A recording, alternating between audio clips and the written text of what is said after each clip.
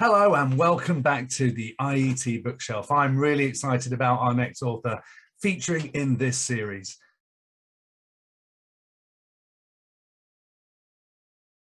Now, this author has always been obsessed with numbers. They were the keys that unlocked the randomness of football results, the beauty of art, and the best way to get things done. And in his book, he tells the story of his life through numbers and shows the incredible ways maths can make sense of the world around us. From magic shows to rap lyrics, from hobbies to outer space, from fitness to food, this author's infectious enthusiasm for numbers will change how you think about almost everything. Told through fascinating stories and insights from his life with challenging puzzles in every chapter, you'll never look at numbers the same way again. And I'm delighted now to be joined by the brilliant Bobby Seagull. Bobby, thank you so much for joining us today and for being part of the IET's bookshelf.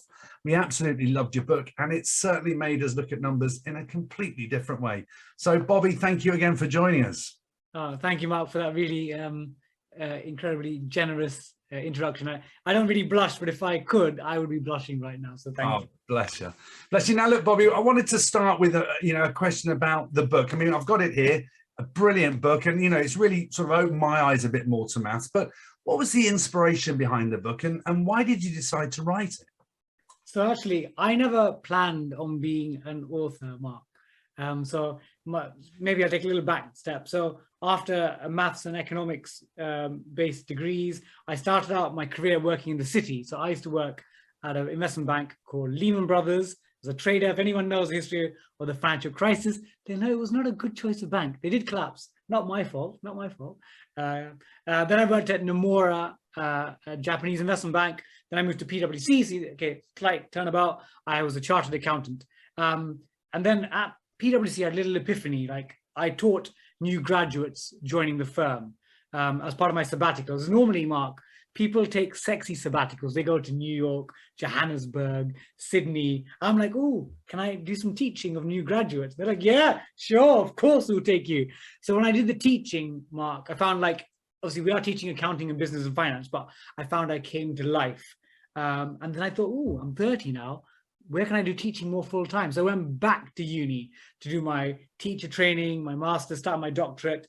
And at Cambridge, I saw a poster, an ad in our common room that said, it had a picture of Jeremy Paxman.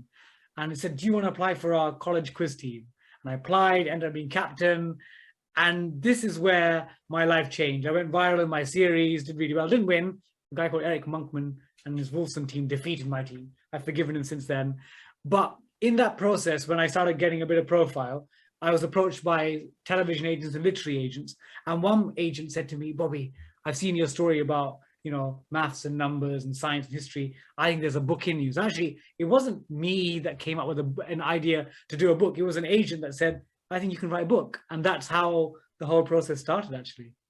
And did you find the process of writing a book sort of easier as a mathematician, or is your love of being able to communicate, was it actually quite easy for you? So I think the way I thought about was, sometimes people write a book on a specific thesis. They've done some research for a few years. At some stage, I'll publish my PhD research in a nice book, but people often communicate a thesis. But with this, I thought actually my story is interesting, because when I had interviews with different papers post-University Challenge, a lot of people love my stories of like how my dad and I and my brothers, we went to East Ham Library every Saturday afternoon, reading for hours, cross-legged. I can't cross-legged anymore, but I could then, reading books on Aztecs, Victorians, Roald Dahl, all these little stories people found fascinating. And I thought, actually, I can use these stories as a way to communicate a message important to me. Because I'll tell you, Mark, University Challenge has been on telly since 1962. And every year, there are a couple of candidates that stand out as either really interesting, charismatic, or very strong captains, or a bit quirky. And that's the same. They get their 15 minutes of fame. But I think what's made me different is, rather than just, obviously, when I was interviewed, I was like, oh, this is cool, I'm on telly. But I would steer the conversation from the moment of 15 minutes of fame to, actually, I want to use this platform to talk about education, talk about maths, to talk about literacy. And I think that's what's given me staying power, rather than just having the 15 minutes of being in that moment. but the enthusiasm for maths as well is something that I'm sure came across then, because people can be quirky and interesting and love maths, but they don't have that real passion. Where on earth did that come from, and how did it sort of suddenly come out of you? You know, was it at school? When did that first happen? So I would say I wasn't born loving maths. And one of the things you'll hear from me a lot is I don't think that people are born mathematicians or not. I think it's our experiences in life that make us think that, oh, I'm a mathematician. Oh, I'm a musician. I'm a sports person.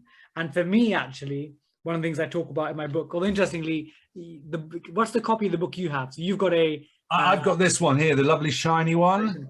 I've got the children's version. It's it's sort of the same book pretty much, but this has a nice like cartoony like.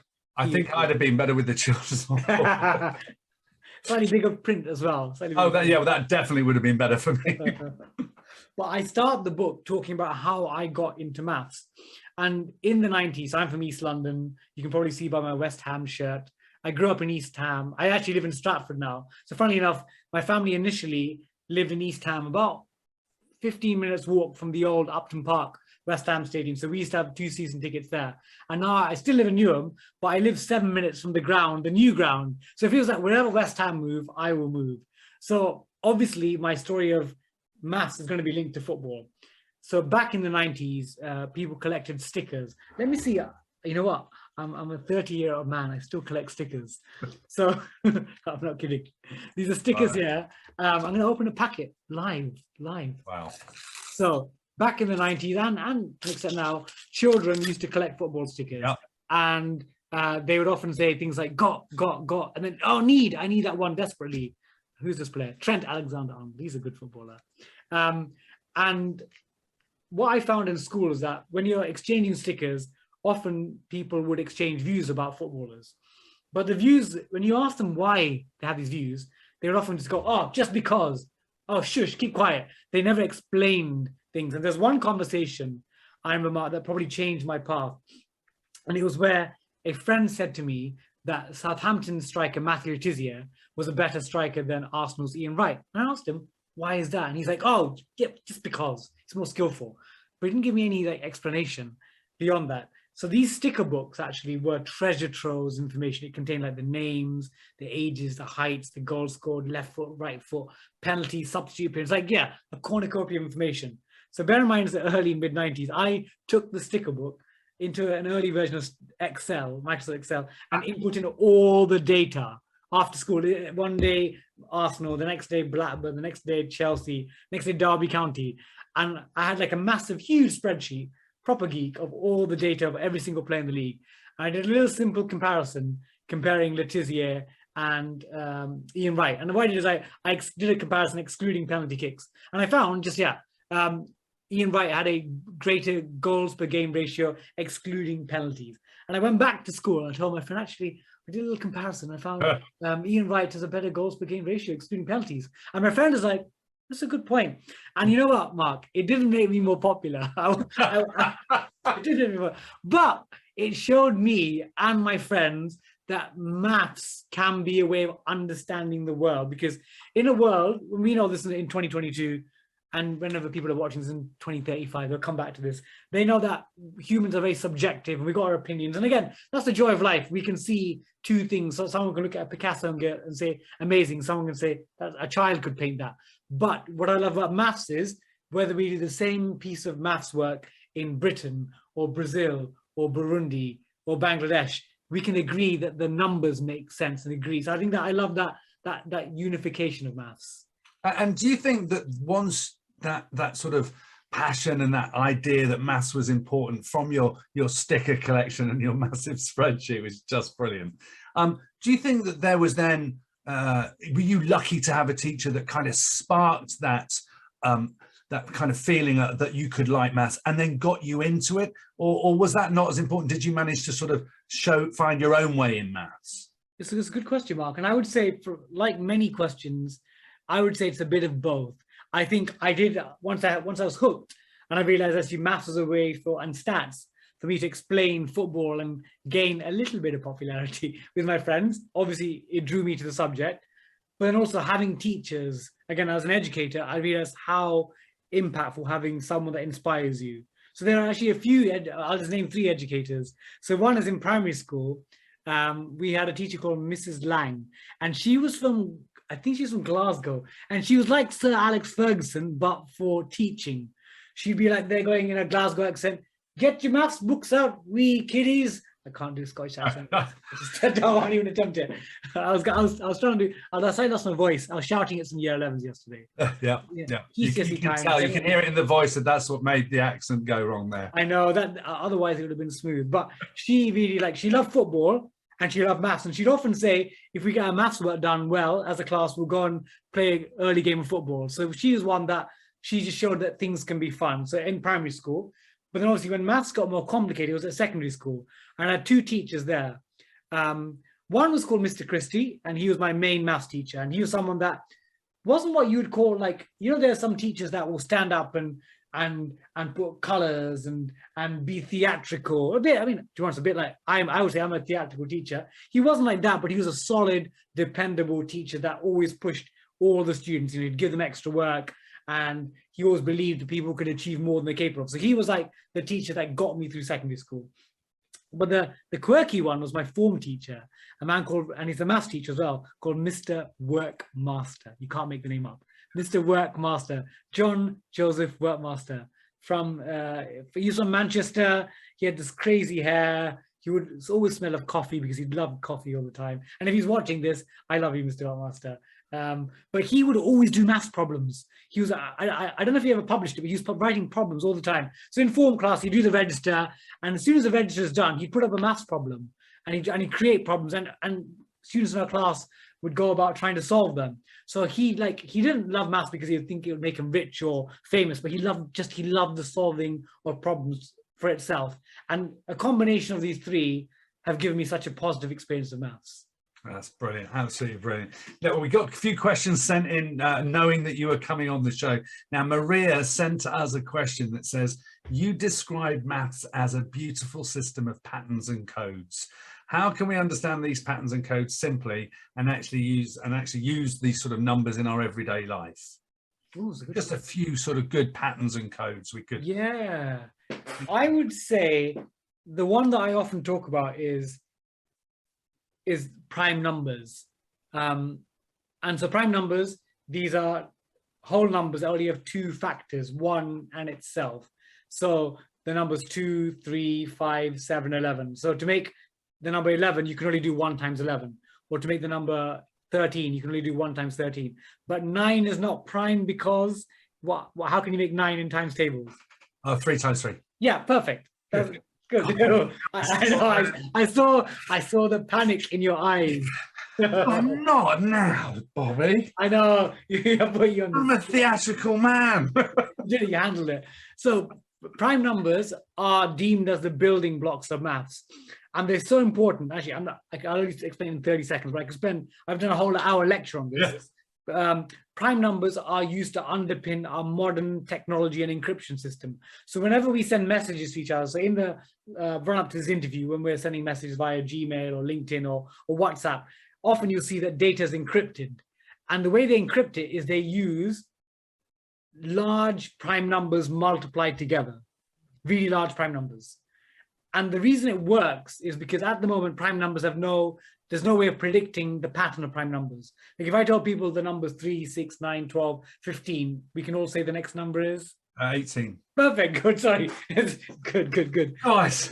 I didn't know he was going to turn to this, but I'm doing well so far. You're doing well. But with prime numbers, the only way we can work out the next prime number is by literally sitting out and going, oh, does that fit? Does it work? Are there other numbers that divide into it?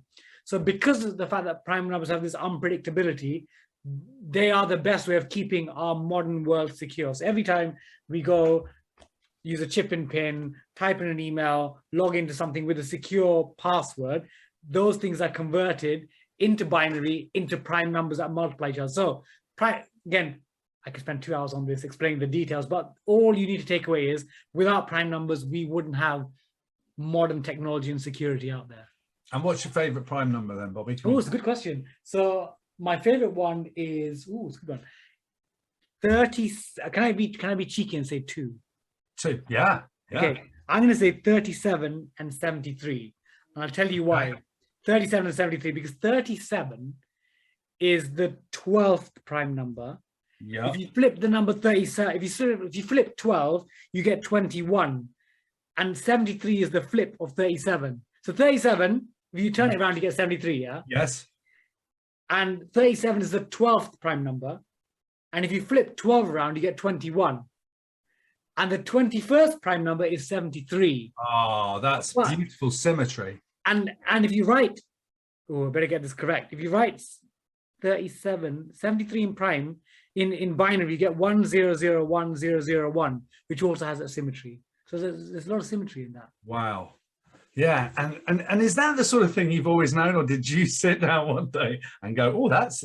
I think it's a combination of, like, do you know, like some, for example, I think there's a word called Bader-Meinhof, where once you've seen something for the first time, you'll see it everywhere and you never noticed it. For example, imagine you date someone, I may or may not be referring to myself, that liked heavy metal music, but you never noticed heavy metal music before. But afterwards, you're like, oh, I can see that film has a Metallica soundtrack. Oh, here's Iron Maiden. And you spot that everywhere afterwards. And I think with me, I'm constantly looking for maths and numbers. I'll spot little patterns. And I think the more you search for patterns, the easier it is to find it. So I think that's the case for me. Brilliant. Now, you talked earlier about being a doctoral student, researching maths, but you did maths anxiety at Cambridge University. What is maths anxiety? So the definition of it is it's that negative emotional response we encounter when dealing with maths. And for young people, our children, it can be in the classroom if they're given a long division algorithm to solve. But for adults in the real world, it can be as simple as we're at a restaurant and the bill comes round and it'll end up with someone and they like split the bill up appropriately. But to be honest, even for myself, I'm a maths teacher with a maths degree. If the bill comes to me, I feel a little bit of panic because I know that there's all the eyes are checking. Bobby better get the bill right and make sure he takes into account that 3 other people didn't have wine there and they turned up late, so they didn't have starters. So that is an example of maths anxiety. And I think I would say there's nothing wrong with having a bit of maths anxiety. Like actually in real life, you find sportsmen, Usain Bolt, Cristiano Ronaldo, before their big performances, they'll have a bit of anxiety. You need to feel a bit nervous so that you can perform. But if it's too much, then it overwhelms you. And I think with a lot of people, again, today, when I asked you this couple of questions, I sensed it happens to me as well. You're like, oh, what's happening? But it was a little bit that prompted you into that fight or flight. And you're fight, yeah, the numbers came in and you got it. But if it was too much, it would be flight. Then you'd be like, oh, I'm escaping the situation. And I think my research is all about actually, for too many people, when they get the anxiety, it totally debilitates their ability to engage with maths to the point where they just switch off and go, I can't do it at all. Someone help me. They don't even attempt to do it. And I think that's the issue. Partly it's cultural, partly it's the way that maths is taught, that binary nature. You know, if in school, if you're writing an English poem or doing a history analysis, the teacher can go, actually, yeah, I can see that you explained some of the causes, but you need to explain how World War I related to World War II in a bit more detail. You glossed it over. Whereas the maths, cross. Even if you were so close to the answer, I think that also makes people think, oh, I got loads of things wrong in primary. I'm not a mathematician. Yeah, absolutely. I remember teachers used to say, show you're working out. And so I used to show my working out and they go, you've got the right answer, but you didn't work it out the right way. And then I'd be really upset. Oh, I can see I'd be like, but I liked the way I worked it out. And they said, but it won't work if we do it a different way. I literally said that yesterday to one of my students. We were doing a question to do 3D Pythagoras. So working out like diagonals in a room. So Pythagoras' theorem is a squared plus b squared equals c squared. How to work out the hypotenuse on a right angle triangle. And we're doing 3D where you got like a 3D shape. And one of my students said, oh, just square that, and add it all together and square root it. And it works for this specific example. And I said, and she's like, but that was really easy. I'm like, no, but you need to show you working out clearly, because if I tweak the question a bit, so I can see why your teacher said it, but yeah. You got that answer. That was one that I mean, you know, it's a long time ago, Bobby, and it still hurts. So, you know, and it wasn't you yesterday, by the way. That would have been funny. So look, Gemma's asked us a quick question here. You say that prime numbers are your favorite thing. But what other numbers that aren't primes are really important in your mind as well? Ooh, what are the types of numbers? That's a really good question. Do you think she means like a specific number or types of numbers? Well, types of numbers, I think, so we've got prime numbers. We've heard you talk sort of in depth about those, but are there other kind of sequences or sort of groups of numbers that you go, yeah, those are my go-tos as well? Ooh, actually, I'm going to pick a specific number. I'm going to pick the number 0. And I'll tell you why. So now, is 0 a number, Bobby? Because my 5-year-old argues with me that it is, and I say it's not, because I remember being taught it's not a number. Yeah, so it's one of those things where maths and philosophy interlink. So I'll tell you the story of how the 0 turned up. So people sort of understood, like the Romans didn't have a 0. They had 1, 2, 3, but they didn't really understand the concept of what, they didn't really, formalize it.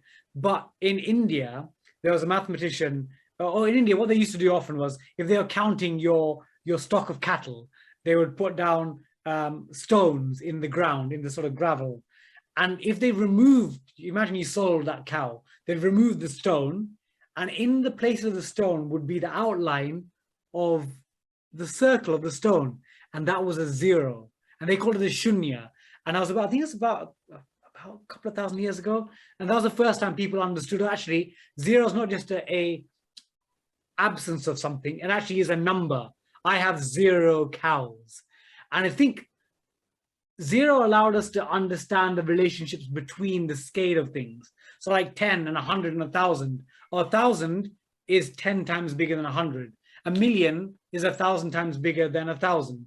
So without the 0, our sense of scale wouldn't have developed. Because again, when we're living in prehistoric times in caves, I know dinosaurs didn't exist at the same time as humans, 65 million year gap, just in case anyone's going to criticize my knowledge of timelines. But the 0 meant that we could start thinking about scaling up civilization, because in small communities with 5, 10, 15 people, it didn't matter if we had 5 cows or 8 cows or 10 cows. But if you're developing cities, 10 cows, 100 cows, 1,000 cows, 1,000,000 cows. So actually, I'm going to say 0 and the power of multiplying by 10 is a concept that everyone learns in primary school, but I think it's such a powerful concept.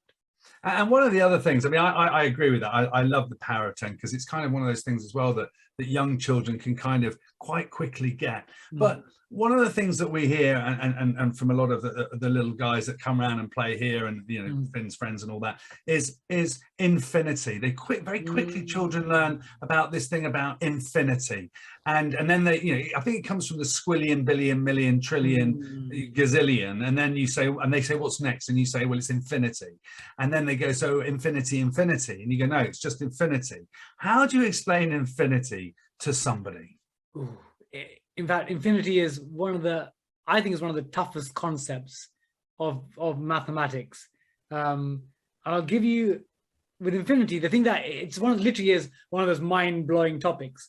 And in maths, I give just a little insight. There's concepts known as like something can be countably infinite or not countably infinite. And this is bonkers. So let's see if I can get this correct. So imagine there's a hotel, and it's called the Infinity Hotel. And it's fully booked up. So you turn up at the Infinity Hotel, say, hi, I've got a lot of people here. We want to get a space. And they're like, sorry, we're fully booked up at Infinity Hotel. Every single room from 100,000 million, billion, squillion, all the way to infinity is fully booked up. And then you say, actually, I'm a math teacher. I've got an idea for you. Why don't you get the person in room number 1 to move number 2, the person in room number 2 to move to room number 4, the person in room number 3 to move to room number 6. So we're creating now little spaces. And the hotel manager's like, that's a good idea.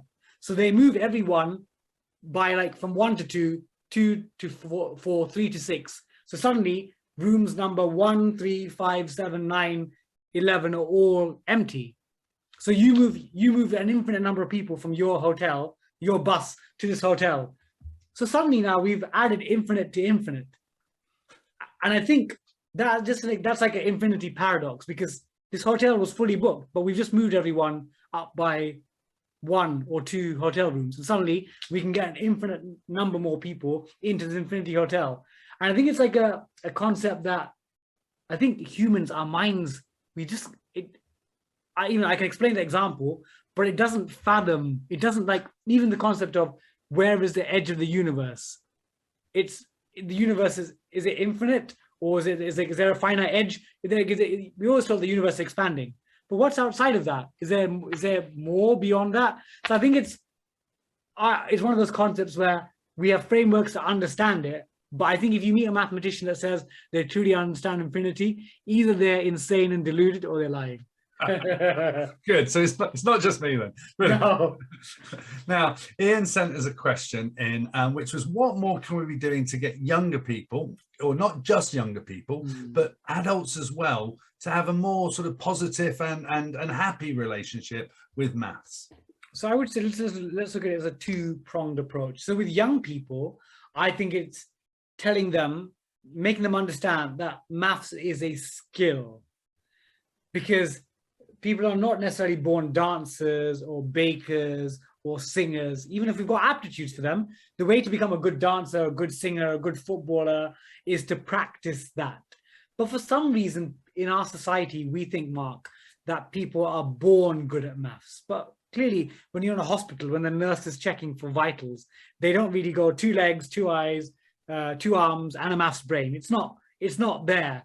If we're raised in a family where our mom or dad likes maths, or a teacher likes maths, then we start thinking that we can do maths. So I want to tell young people, actually, you can always change your relationship with the subject, so we can improve our relationship with it. And with adults, I think with them, it's trying to tell them, okay, you might have had a negative experience at school, you might have failed GCSE, but it's never too late to start picking up that relationship, because most adults will be cooking meals, planning budgets. Again, now we're living in a cost of living crisis. They're going to have to make sure that the budget's balanced. They're using numbers, even if it's not geometry or Pythagoras. They're using numbers in a sort of everyday way. And if you can make them realize, actually, if you are cooking a meal for 3 or 4 people and you're making sure that the vegetables are cooked at the right time and the spaghetti comes out and the kettle is boiled, you are, in your mind, creating a logical time flow system and using maths in that way. So I think it's, even if you didn't like Pythagoras or trigonometry, you're still using maths and numbers in some way. And if people can forget that they were traumatized in school and actually try to remember, actually, in everyday life, they do survive with maths, that's the way of trying to repair that relationship. And it's an interesting one as well, isn't it? Because a lot of maths, sort of people who are extremely good at maths are often quite, are very gifted at music or art or other things that are in the creative space. So and people say, oh, mathematicians are often good at music or art, but actually, those same artists and creatives who aren't good at maths are probably good at, other languages or other things. But it's just that maybe we just see they stick out more because people don't see maths as being something that lots of people are good at, if you see what I mean. But it's not the case. Everybody, like you say, can be good at maths, can't they? Yeah, but I would say with maths, the most important thing is that persistence, because we all have a point in school. In fact, most people, I'm sure you have, I have, where we've got to some maths and like, oh, really not sure what's going on. Like I remember at university, we were looking at something called analysis, which is about, again, it's about the concept of zero, getting close to zero. And my head is getting boggled. Some people, it might be when they do Pythagoras theorem. I think we had a conversation before when you talked about when you did AO maths at school. So everyone reaches a point where they're like, oh, I'm not sure. And the reality is, because there are lots of other subjects on offer, we often then apply our attention elsewhere. But if at that particular moment in people's lives, they went back and like persisted, got a tutor, spent extra time on that topic, actually they probably would be able to progress. And I think that's the key thing. Often when there's difficulty, we'll find other areas of life, whether it's music or science or singing or having a laugh or going out with our mates on Friday, other things to do instead of that maths. But the reality is, for most people, if they probably spent more time looking at it from a different angle with someone else, another teacher perhaps, they probably could have overcome the obstacle. And it seems as well that there's this kind of sort of step, isn't there? You kind of go through your sort of younger years maths, and it's about learning how to count and how to divide and how to make sure that, like you say, a cake's cut into the right amount of slices and all those sort of things. And then you get to the stage where you're doing sort of a little bit more complicated maths. And then there's this big piece that suddenly arrives that suddenly turns maths into letters and sort of other things, that if you don't kind of jump into that realm, that's where you're going to stop, which was kind of my point. You know, that's where I got to. But there's people who manage to sort of drive through that and get into that, turning maths into a language. And that's the next stage, isn't it? Yes, and I would say there's actually a good framework of thinking about this. So, so when we're young, we learn about maths in a concrete way. So concrete means we have blocks or cars, physical cars. So we're counting cars. Oh, I got 1 car, 2 car, 3 cars. So these are concrete examples. Then we turn to something called pictorial, concrete to pictorial. So instead of having to handle the car, so 3 cars plus 2 cars makes 5 cars, the teacher will then say, oh, in the book, the book, you'll have pictures of 3 cars and pictures of 2 cars, and you have to work out how many cars there. And you don't need the blocks anymore. You write down there are 5 cars. And then the final element is, so you've gone concrete, pictorial is abstract. When we get rid of the cars, not even the pictures of cars, we put on the number 3 plus 2 equals 5. And then beyond that, then we start introducing algebra. 3x plus 2x equals 5x. And this is where lots of students are like, 3x plus 2x is just, what is that? Is that x? Is that 5? Or is it a number? What is x? And I think these people get lost at different steps along the way. And I think a lot of people get lost when we go from the abstract to involving, algebra, when things are not just, because in fact, a lot of mathematicians will say that, in fact, my friends who are professors at Cambridge, they'll say they're not good at arithmetic. They're not good at numbers, but they love the abstract nature. For them, when you involve letters and you look at things in a more theoretical framework, that's when they come to life. And that's where maths can get challenging. And again, I would say for most people in everyday life, don't worry if you didn't get algebra, but do worry if you don't get numbers. If you're confused by percentages, ratios, your basic times table, then I would say try and do something to correct that. Yeah, absolutely. I mean, we came from a sort of an era in my day where people played darts and it was 501, take away all the trebles. And I used to stand and score for people, wow. And I became really great at trebles and doubles. Don't test me now. And but it's one of those sort of things that 19's 57, 18's a 54, 17's 50, all that just easy sort of, because you just repeat it all the time. It's tables, but actually that kind of exy bit can get, like you say, really sort of, it's either your brain kind of jumps into it or not, I suppose. Now, you've gone from being sort of, doing the maths, then into the sort of world of finance, then to a bit of teaching, and now obviously you're all over TV and you're doing amazing things in science communication and maths communication. But what's the best thing about your job now? Which bit of all of that do you like the most, or is it just you're loving every bit of it at the moment? So I would say for now, it's the variety. Like again, yesterday, I was teaching year 11 students. Today, I was chatting to my FT editor about a column about financial well-being. Then I was straight on to this, having a chat about my book with you. Tomorrow, I'm meeting a television production company about pitching new ideas. Then it's not even about maths, the show. So I think it's the variety. It's almost like I was like, the decathlon. I always like to think I'm like a decathlete for cool things. Like I get to try out. The decathlete is not necessarily the best at the 100 meters or the best in the hurdles or the best at javelin. If I want to be the best mathematician, I need to just be spending 24/7 doing maths. But I get to experiment across different fields.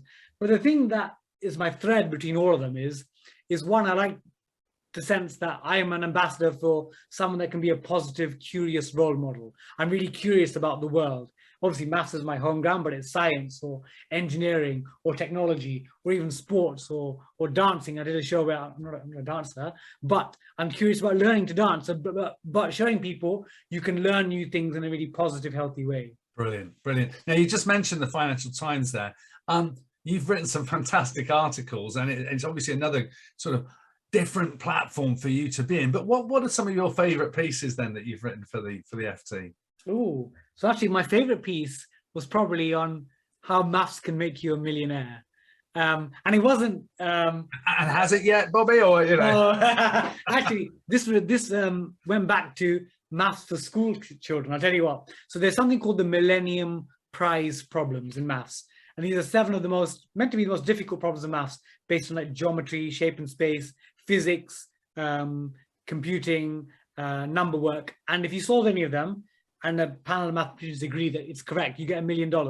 And one of the problems, actually, which I always talk to my students about, is about trying to find the pattern in the prime numbers. Is there a pattern in it? And if you solve it, it's obviously very difficult, but you get $1 million. So when I tell my students about this, they get really excited because they're like, oh, sir, can we try and solve it? And bless them, they think they can solve it at the back of their book. They might do. Who knows? One of my students one day might solve the problem. But that was my favorite. That's a probability, right? Because you've got that in your book, which is if enough people do it, you'll finally get the answer. So how many students? I mean, you could work it out. How many students are you going to need to go through? That it's almost like, you know, there's a similar problem which says, if you get enough monkeys on typewriters, will they write the works of Shakespeare? In theory, if you get an infinite number of monkeys, you will create Shakespeare's works again. So maybe. Yes. So we bring infinity into these problems of solving the prime number sequence. It's a fantastic conversation, I think. Now, you know, what's next for you then, Bobby? You've been sort of doing TV, you've been doing your books, you've been doing, you know, dancing. Well, what's coming up in 2022, 23 that you can let us know about and you're really excited about? Oh, so things that, like, I guess there'll be more, okay, books wise. So obviously I've got the Life-Changing Magic of Numbers. I published a book with my adversary, now friend, the Bobby Seagull quiz book. I'm writing more books. So I'm writing a book for young children on explaining money. So it's like, you know, those Usborne Lift the Flap books. Oh, brilliant. Yeah, we've got loads. Love them. So first one is going to be for young children, 6 years old.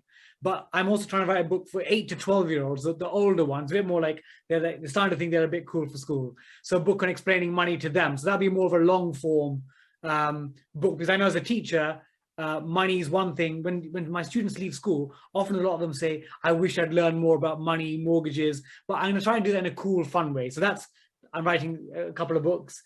Television-wise, there are more TV series I'm working on.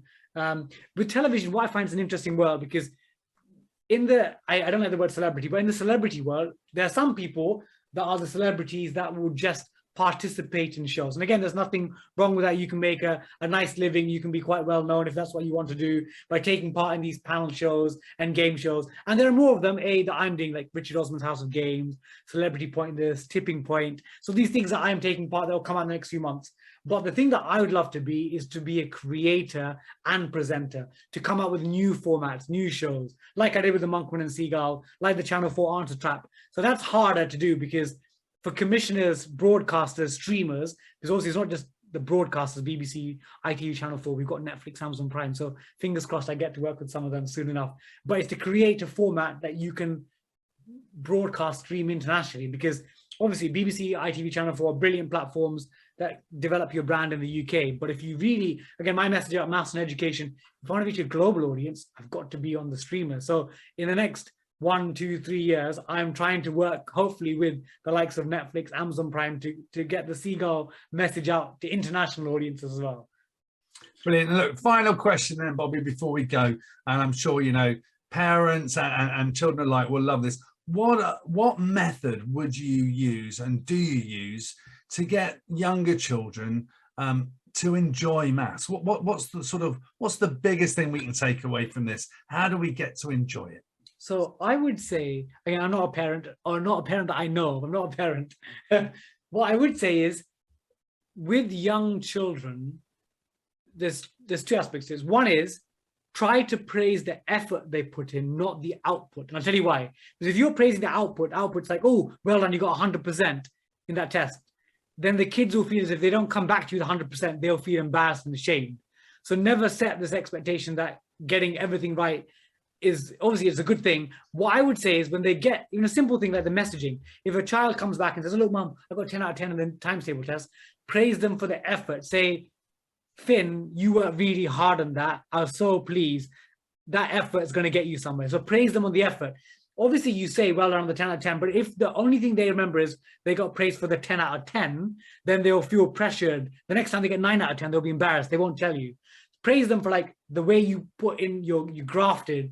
That is something that they can replicate. So one is how you change the narrative. Because I listen to a lot of podcasts, and often people talk about how they feel under pressure. They want to please their parents, all of us want to please our parents. Even I'm a 30-year-old grown man. I will call my dad after this conversation. Oh, do you know about the IET thing with that Mark Rayner, that cool guy? I had a chat with him, and I still want to please my dad. So, but if you can frame the conversation about the effort they put in rather than the output, they know that they can always put in effort. Output, sometimes things just don't work. You know, West Ham can have a great, put in all the effort and they still lose to Man City 5-0. So I think that's the message. Praise children for the effort they put into work, not necessarily the output. Brilliant. Well, look, Bobby, it's been absolutely wonderful. As always, a pleasure speaking to you. Life-changing magic of numbers. It's available in all good bookshops, so don't miss it. Even if you think you're not that good at maths, have a read, because there's some brilliant stuff in it. And Bobby, thank you for joining us on IET Bookshelf. Thank you, Mark, and thank you to everyone at the IET. Take care now.